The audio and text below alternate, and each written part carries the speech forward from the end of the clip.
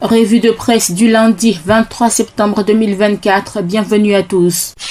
Économie, commençons avec l'interfinancement de projets avec la Banque mondiale en Côte d'Ivoire. Le gouvernement se fixe un taux de décaissement de 80%. À ce sujet, le sursaut retransmet le message du Premier ministre Robert Begré-Mombé. On a pu faire un taux de 20,80% en moins de 3 mois. Aux patriotes, autoroute du corridor Abidjan-Lagos, les choses se précisent. Une réunion de haut niveau pour donner un coup d'accélérateur au projet de développement de l'autoroute du corridor Abidjan-Lagos.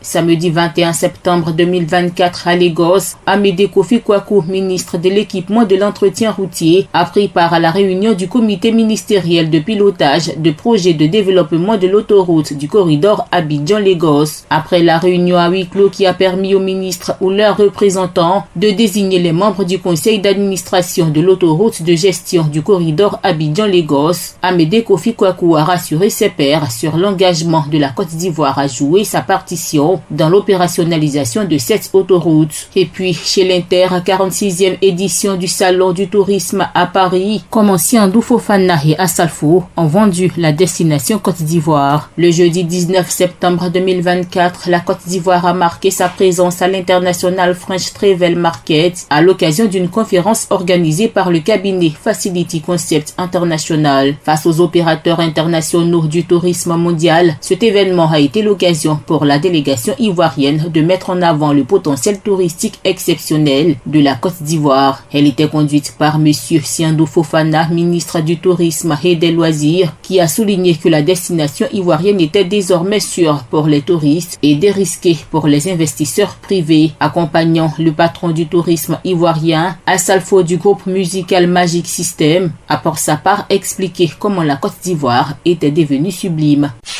En politique, l'Expression s'intéresse à la 79e session ordinaire de l'AG de l'ONU, tout sur l'agenda de Tiemoko Meïdir Kone aux USA. Fraternité Matin écrit que le vice-président représente Alassane Ouattara. Le vice-président de la République Tiemoko Meïdir Kone est arrivé vendredi 20 septembre 2024 à New York, où il représentera le chef de l'État Alassane Ouattara à la 79e session ordinaire de l'Assemblée générale de l'Organisation des Nations Unies, prévue du 24 au 30 septembre 2024. Il prendra également part à plusieurs rencontres multilatérales de haut niveau des Nations Unies telles que le sommet de l'avenir qui se tiendra du 22 au 23 septembre 2024. Par ailleurs, en marge du débat général et des rencontres multilatérales, le chef de la délégation ivoirienne aura des entretiens avec le secrétaire général de l'ONU, Antonio Guterres, ainsi que plusieurs hautes personnalités étrangères. L'intelligent revient sur l'obligation de visa pour le Maroc. Les Ivoiriens bénéficient de visa Schengen ne sont pas concernés. UEMOA au Maroc, gestion des défis communautaires, le gouvernement en remplacement du comité international annoncé.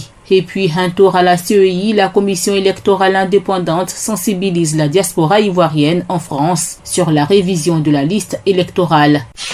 Société pour terminer, retour au journal Fraternité Matin, lutte contre la pauvreté, filets sociaux, 30 000 nouveaux ménages bénéficiaires. C'est la fin de cette revue de presse. APRA, Agence Presse Radio et Audio.